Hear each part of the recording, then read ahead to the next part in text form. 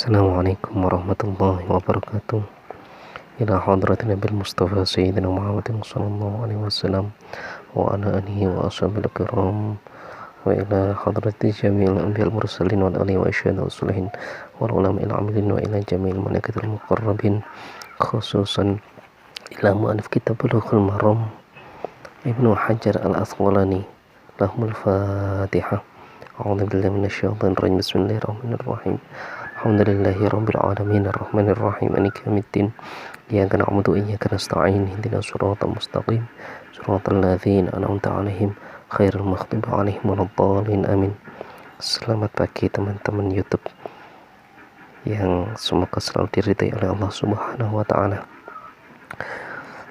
Di sini saya akan melanjutkan pembacaan kitab Bulughul Maram. Kitab Bulughul Maram yang di konten sebelumnya saya membacakan hadis pertama, yaitu tentang babul miyah, itu bab yang menerangkan tentang air.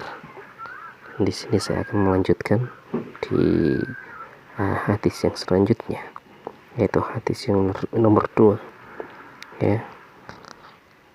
Di hadis nomor 2, wa an Abi Sa'id al-Khudri radhiyallahu anhu qala Rasulullah sallallahu alaihi wasallam. Ya, hadis ini dari Abi Sa'id al-Khudri. Ya, beliau berkata Rasulullah sallallahu alaihi wasallam pernah bersabda, innal ma'a tahurun, bahwasanya air itu adalah suci, la yunajjisu syai'un, dan tidak ada sesuatu pun yang bisa membuat air itu menjadi najis. Jadi hakikat daripada air itu adalah suci. Tidak ada yang bisa membuat air itu berubah menjadi najis. Ya, akhrajahu salasah, dan hadis ini dikeluarkan oleh al-Imam as-salasah, yaitu imam 3, yaitu Imam Bukhari, Muslim, dan Imam Ahmad, ya. Wasahahu Ahmad. Dan di sini juga Imam Ahmad menilai bahwasanya hadis ini adalah sahih. Ya, tuh.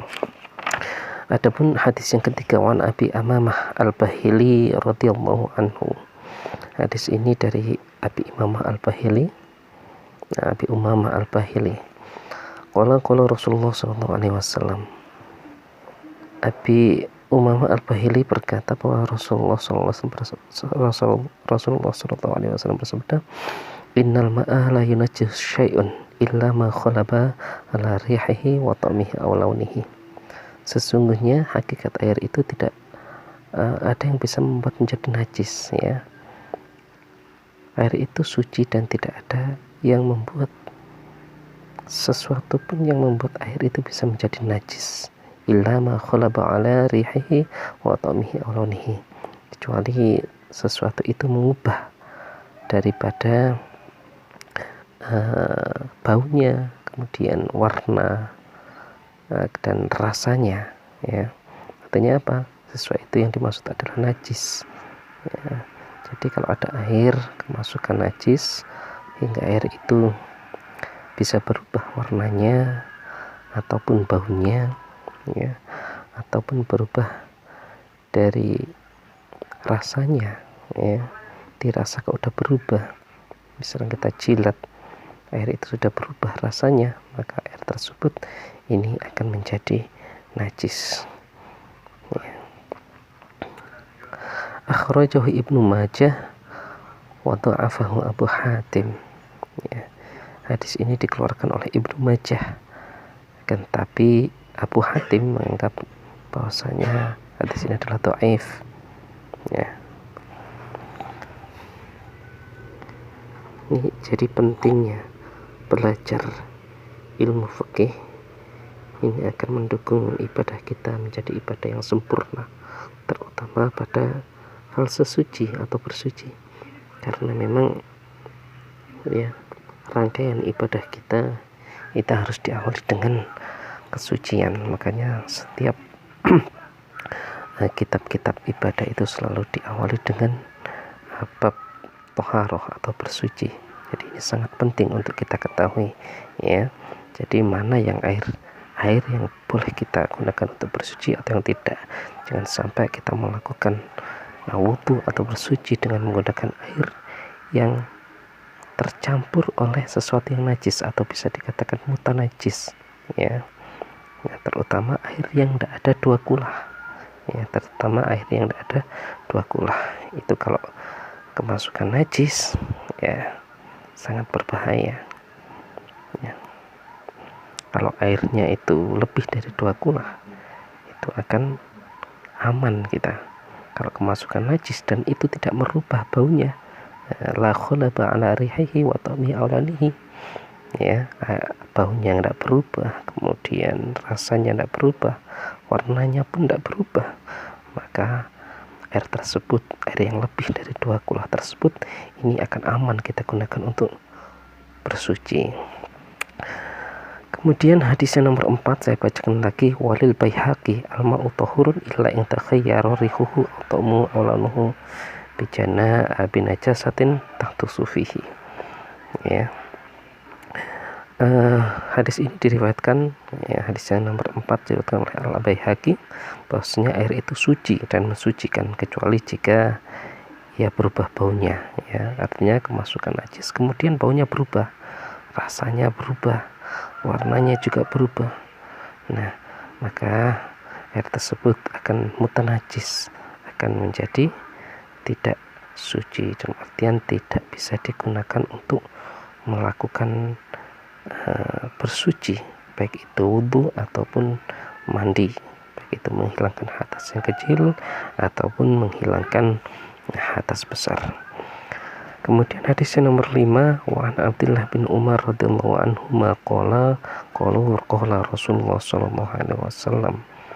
Ini hadis yang nomor 5 dari Abdullah ibnu Umar. Sesungguhnya Rasulullah sallallahu alaihi wasallam pernah bersabda, "Idza kana al-ma'u kullatain lam yahmil khabas." Ya, ini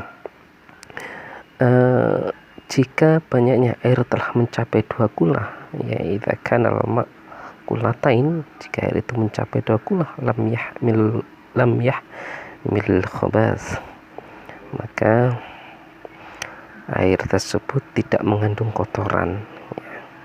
Air tersebut tidak mengandung kotoran. Jika masukkan kotoran, ya, kotoran ayam misalkan, tapi air tersebut lebih dari dua kulah, maka tidak apa-apa, kita bisa gunakan untuk bersuci. Yang penting baunya jangan sampai berubah, warnanya jangan sampai berubah, ya. Kalau kotoran ayamnya banyak, tentulah air tersebut akan berubah warna, baunya pun akan menyengat. Yang dimaksud di sini adalah ketika kemasukan najis yang sedikit hingga tidak merubah bau dan juga tidak merubah warna dan juga tidak merubah rasanya. Wafil labdin lam yang juz, dan di dalam redaksi lain lam yahmil khobas ini menggunakan lafaz lam yang juz, artinya apa? Artinya tidak najis. Akhrajahu al-arba'ah. Di sini dikeluarkan oleh Imam 4 yang kemarin kita sudah bahas. Imam 4 itu siapa aja, ya, di konten yang sebelumnya. Washahahu Ibnu Khuzaimah wal Hakim wa Ibnu Hibban. Adapun Ibnu Khuzaimah dan Hakim dan Ibnu Hibban ini menilai bahwasanya hadis ini adalah sahih.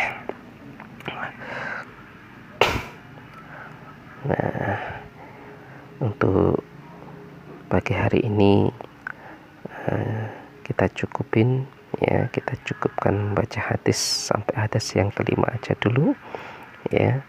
Yang adapun hadis yang selanjutnya kita bacakan di konten yang selanjutnya di hari besok lah, ya. Ya, yang penting dalam satu hari kita mendapatkan pengetahuan, menambah pengetahuan, ya, khususnya di hadis-hadis yang Nabi, hadis-hadisnya Nabi, karena memang, ya, kata Nabi, beliau meninggalkan kepada kita dua perkara yang jika kita berpegang kepada kedua perkara tersebut, maka kita akan selamat. Apa? Yang pertama Al-Quran, dan yang kedua adalah hadis, ya. Jadi kita nggak boleh bosan untuk mempelajari, bermutolaah hadis-hadis yang disampaikan oleh Rasulullah SAW.